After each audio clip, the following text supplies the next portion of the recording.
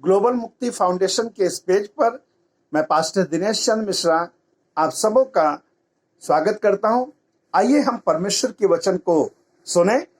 और आज जो मैं आपके बीच में परमेश्वर के वचन के विषय को रखना चाहता हूं, वो विषय है हर एक चीज के पीछे परमेश्वर की एक योजना होती है। मेरे प्यारे भाइयों बहनों, मनुष्य बहुत घबराता है कि ऐसा क्यों हो रहा है, ऐसा होना नहीं चाहिए था। और मैं आज आपको उभारना चाहता हूं, हर एक चीज के पीछे परमेश्वर की एक योजना है। यिर्मयाह भविष्यवक्ता 29 अध्याय के 11वें पद में इस प्रकार से वर्णन करते हैं। कहते हैं कि मैं परमेश्वर हूं और जो तुम्हारे लिए मैं कल्पना करता हूं उन्हें मैं जानता हूं, और वो हानि की नहीं वरन लाभ ही की है। मैं आज आपको उभारना चाहता हूं मेरे प्यारे मित्रों, और कहना चाहता हूं कि हमारे लिए परमेश्वर की योजना है और हर एक चीज के पीछे एक योजना है। वो लोग बंधुआई में जाने वाले थे। बहुत सारे लोग कहने लगे ये बंधुआई ज्यादा दिन की नहीं रहेगी, तुम लोग मुक्त हो जाओगे, तुमको परमेश्वर इस प्रकार से हानि नहीं पहुंचाएगा। लेकिन मेरे प्यारे मित्रों, वहां पर जो यिर्मयाह भविष्यवक्ता ने भविष्यवाणी करके कही कि तुम जाओ, खेती करो, शादी ब्याह करो, परमेश्वर ने उन लोगों से कहा है। परमेश्वर की बात को यिर्मयाह ने लोगों तक पहुंचा दिया। मैं आज आपको यह कहना मांगता हूं, परमेश्वर क्यों ये वाली बात को कहना चाह रहा था। 70 वर्ष तक उनको गुलामी में रहना था। मेरे प्यारे भाइयों बहनों, 70 वर्ष गुलामी में रहना, इसके पीछे भी परमेश्वर की एक बड़ी योजना है। There is a purpose behind everything what is going on this earth. मैं आज आपको उभारना चाहता हूं मेरे प्यारे भाइयों बहनों कि जो कुछ इस पृथ्वी पर हुआ और जो कुछ हो रहा है और जो कुछ होने वाला है, साथ में ये भी कहना मांगता हूं, शायद आपके जीवन में जो कुछ हो रहा है और आपके जीवन में जो कुछ हुआ और जो कुछ आपके जीवन में आगे होने वाला है, उस सब के पीछे परमेश्वर की कोई एक बड़ी भली योजना है। मैं आज आपको कहना मांगता हूं, यूसुफ के भाई लोगों ने यूसुफ को इस्माइलियों के हाथ में बेच दिया। क्या परमेश्वर की योजना है? परमेश्वर की योजना यूसुफ को एक बड़ा व्यक्ति बनाने की है। लेकिन आज यूसुफ पोतीपर के घर में काम कर रहे हैं। धीरे धीरे ऐसा भी समय है पोतीपर के घर में काम करने के कारण एक ऐसा समय आया कि यूसुफ को जेल खाने में जाना पड़ा। यूसुफ जेल खाने में गए झूठे आरोप में। यूसुफ सोच सकते थे, प्रभु तूने तो मुझे स्वप्न दिखाया है और प्रभु मैं बड़ा आदमी बनूंगा, लेकिन ये मेरे साथ क्या हो रहा है? मुझे काम करना पड़ रहा है, मुझे जेल खाने में जाना पड़ रहा है, मेरे भाई लोग मुझको बेच दे रहे हैं, ये सब क्या घटना घट रही है? मैं आज आपको उभारना चाहता हूं मेरे प्यारे मित्रों, there is a purpose behind everything. हर एक चीज के पीछे एक बड़ा परमेश्वर का योजना है। और परमेश्वर कहता है कि एक बड़ी योजना है, भली योजना है। इसलिए यशायाह भविष्यवक्ता की पुस्तक 55 अध्याय के 8वें और 9वें पद में परमेश्वर कुछ इस प्रकार से कहता है कि तुम्हारे विचार और मेरे विचार एक समान नहीं है। तुम्हारा सोचना और मेरा सोचना एक जैसा नहीं है। मैं आसमान का सोचता हूं तो तुम जमीन की सोचते हो, और मेरे मार्ग और तुम्हारे मार्ग में भी एक जैसा नहीं है, अंतर है। मैं आज आपको कहना मांगता हूं मेरे प्यारे भाइयों बहनों कि हर एक चीज के पीछे जो आज इस पृथ्वी पर घटना घट रही है, सारी दुनिया हैरान है, परेशान है।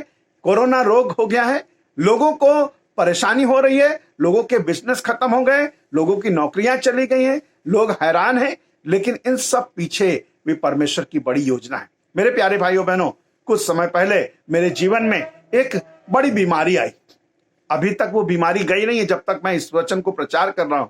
लेकिन मैं आज आपको कहना मांगता हूं कि मेरा एक हॉस्पिटल में इलाज हुआ, ऑपरेशन हुआ, और ऑपरेशन के बाद मैं जैसे जैसे होश में आना शुरू किया, मैंने अन्य भाषा में प्रार्थना करने शुरू करी। वहां पर मैंने परमेश्वर यीशु मसीह के सुसमाचार को लोगों को बताया, कुछ लोगों के लिए प्रार्थना करी, कुछ लोगों के नाम भी याद रहे।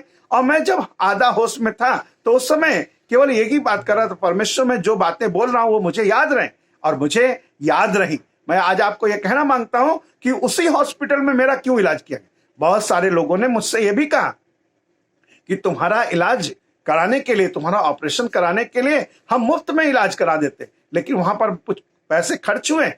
मुझे परमेश्वर वहां पर लेके गया और मैं आज आपको कहना मांगता हूं वहां पर ही ले जाने का एक परमेश्वर का योजना था, जिससे मैं परमेश्वर के सुसमाचार को प्रचार कर सकूं। और मैं आज आपको कहना मांगता हूं कि परमेश्वर की कोई बड़ी योजना है, और इसलिए हर एक चीज के पीछे हम परमेश्वर की योजना को जाने और घबराए नहीं। यूसुफ भी घबराया नहीं। एक समय आया, उसी देश में जहां पर वो कैदी था, उसी देश में वो प्रधानमंत्री बना।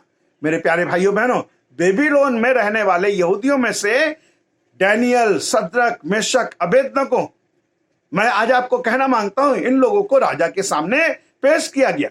मैं आज आपको कहना मांगता हूं, लोग कह सकते हैं कि अरे हम तो एक अच्छे घराने के हैं, अच्छे कुल के हैं, हमको क्या राजा की सेवा करनी पड़ेगी, हम इस प्रकार से काम करेंगे। अरे चलो देखते हैं। मैं आज आपको कहना मांगता हूं, परमेश्वर की बड़ी योजना थी कि वो राजा के सामने खड़े हो सके और एक ऐसा समय आ जाके शेरों की मान में जाना, आग के भट्टे में जाना, चाहे जैसा कुछ भी हो, चाहे कुछ भी घटना घटे, लेकिन हर एक चीज के पीछे परमेश्वर की बड़ी योजना है। मैं आज आपको रोमियो 8वें अध्याय के 28वें पद को कहना चाहता हूं। आप बहुत ध्यानपूर्वक सुनिएगा। रोमियो उसका 8वां अध्याय 28 पद में हमें मालूम है कि जो लोग परमेश्वर से प्रेम करते हैं और परमेश्वर की इच्छा के अनुसार बुलाए गए हैं, उनके लिए सब बातें मिल मिलाकर भलाई की उत्पन्न होती है। ये क्या बात है? सब बातें मिल मिलाकर भलाई के लिए उत्पन्न होती हैं। ये परमेश्वर की योजना है। मेरे प्यारे भाइयों बहनों, हाँ, परमेश्वर की योजना भलाई की है। हम घबराए नहीं। जब कभी आपके जीवन में कुछ घटना घटे तो जान ले, इससे के पीछे परमेश्वर ने कुछ बड़ा मकसद रखा है। अरे मेरा क्यों नुकसान हुआ, मेरी शादी उससे क्यों हो गई, मेरी शादी इससे होनी चाहिए थी, वो मैं उसको बहुत प्यार करता हूं, वो मेरे बिना नहीं रह सकती, मैं उसके बिना नहीं रह सकता। कोई बात नहीं, आपको वो छोड़कर कहीं और चली गई, कोई बात नहीं, उसकी शादी आपसे नहीं हुई, कोई बात नहीं। इस सब के पीछे परमेश्वर की योजना है। आप सोच सकते हैं कि मैं यहां पर तो रहता था बहुत अच्छा। प्रभु का वचन बताता है, प्रेरितों के काम 17वें अध्याय में इस प्रकार से लिखा गया कि परमेश्वर ने हर एक व्यक्ति के लिए एक समय की सीमा ठहराई है। कौन व्यक्ति कहां रहेगा, कितने समय तक रहेगा, और उसका क्या खाना पीना होगा, किस प्रकार से उसका रहन सहन होगा, ये सब परमेश्वर ने ठहरा के रखा है। There is a purpose behind everything. Jail में जाना हो, पौलुस और सिलास के जैसा, हो सकता है कि आपको शेर की मान में जाना हो, डैनियल के जैसा, लेकिन आप ये जान ले, हर एक चीज के पीछे परमेश्वर की बड़ी योजना है। मेरे प्यारे भाइयों बहनों, यीशु का मरना, इसके पीछे भी परमेश्वर की बड़ी योजना है, जिससे लोग उद्धार पा सके। 1 कुरिन्थियों 15 अध्याय के 3 पद और 2 पद में इस प्रकार से लिखा गया। 3 पद में लिखा गया है कि परमेश्वर यीशु मसीह पवित्र शास्त्र के अनुसार हमारे लिए मारा गया, गाड़ा गया और तीसरे दिन मरे हुए में से जीवित उठा। 2 पद इस प्रकार से बताता है, जिससे लोग उद्धार प्राप्त कर सके, जिससे लोग उस पर विश्वास करें और उद्धार को पाएं।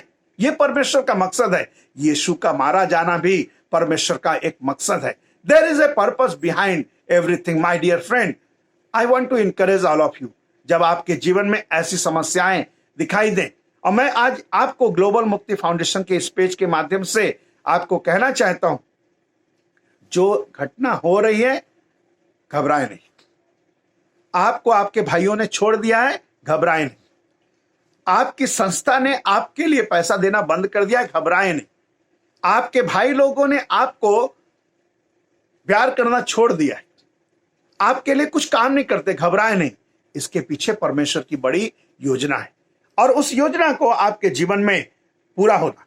मेरे प्यारे भाइयों बहनों, परमेश्वर का वचन बताता है, नामान नाम का एक व्यक्ति था जो एक जगह आक्रमण करने गया, और लिखा है इजरायलियों के बीच में से एक छोटी लड़की को वो बंदी बनाकर लेकर आए। अब क्या हुआ, और ये लड़की नामान की पत्नी की सेवा करने लगी। मेरे प्यारे भाइयों बहनों, ये नामान की पत्नी की सेवा तो कर रही है, लेकिन इसके पीछे भी परमेश्वर की बड़ी योजना है। क्या? परमेश्वर नामान को चंगाई देना चाहता है। परमेश्वर नामान को चंगाई देना चाहता है। आगे वचन में हम जब पढ़ते हैं तो पता चलता है, 2 राजा उसके 5वें अध्याय के 2, 3 पद में और 14 पद में इस घटना को हम जानते हैं। परमेश्वर का वचन बताता है, ये छोटी लड़की कहती है कि काश अगर हमारा ये मालिक सोमरोन के भविष्यवक्ता के पास होता है तो वो चंगा हो जाता। 14वें पद में पता चलता है कि वो व्यक्ति नामान की देह एक छोटे बच्चे के समान हो गई। परमेश्वर ने उसे चंगाई दी। मैं आज आपको उभारना चाहता हूं कि आपके जीवन में भी परमेश्वर का बड़ा योजना है। हर एक चीज के पीछे परमेश्वर की बड़ी योजना है। दाऊद अपने पिता की बात को मानकर अपने भाइयों का हालचाल पूछने के लिए युद्ध स्थल पर गया। उसके भाई लोग कहने लगे, तू भेड़ बकरियों को किसके सहारे छोड़कर आया? यहां तू युद्ध देखने के लिए आया? तू बहुत खराब लोग है। लेकिन परमेश्वर की योजना थी गोलियत को मारने की, इसलिए परमेश्वर वहां पर लेकर गया दाऊद को। और आज मैं आपको कहना मांगता हूं, आपको परमेश्वर जहां पर लेके जा रहा है, हो सकता है कि आप कलिंगपोंग जाएं, हो सकता है कि आप उड़ीसा जाएं, हो सकता है कि आप महाराष्ट्र जाएं, हो सकता है कि आप चंडीगढ़ जाएं। हर एक जगह जाने की परमेश्वर की योजना है। कोई लोग कहते हैं, अरे भैया तुम तो 10 साल से इसी शहर में रह रहे हो, अरे ये व्यक्ति तो देखो आज वो अमेरिका, जापान, चाइना और देखो कितने कितने देशों में जाके घूम रहा है। मैं आज आपको कहना, घबराइए नहीं, उसके लिए परमेश्वर की योजना अलग है, आपके लिए परमेश्वर की योजना अलग है। हर एक व्यक्ति के लिए परमेश्वर ने कुछ अलग योजना बना के रखी है। और मैं आज आपको कहना मांगता हूं, ना तो किसी के बढ़ने से, ना तो किसी के घटने से आपको कुछ घबराने की आवश्यकता नहीं। चाहे जो घटना घटे, there is a purpose behind everything. और इस तरीके से आप अपने आप को इनकरेज करें और मैं अपने आप को इनकरेज करूं। मैं जानूं कि मेरे जीवन के लिए परमेश्वर ने कोई योजना बनाकर रखी है। इसलिए मैं प्रभु का धन्यवाद देता हूं। मेरे जीवन में ये बीमारी हुई, इसके लिए मैं प्रभु का धन्यवाद देता हूं। और इसके पीछे भी परमेश्वर की बड़ी योजना है। आज जब मैं प्रचार कर रहा हूं तो हो सकता है कि आने वाले समय में कुछ और तरीके का प्रचार करूं। हो सकता है कि मैं प्रचार ना भी कर पाऊं, लेकिन ये वाली बात जान ले कि एक उद्देश्य है परमेश्वर का, एक योजना है परमेश्वर की, एक मकसद है खुदा का। और हर एक चीज के पीछे परमेश्वर का बड़ा मकसद है। आइए अपने आप को उस प्रभु के हवाले करें जो हमारे लिए योजनाओं को बनाता है। मैं प्रभु का धन्यवाद देता हूं। एक और आखिरी बात बताकर खत्म करना चाहूंगा। ये औरत का नाम है एस्तर।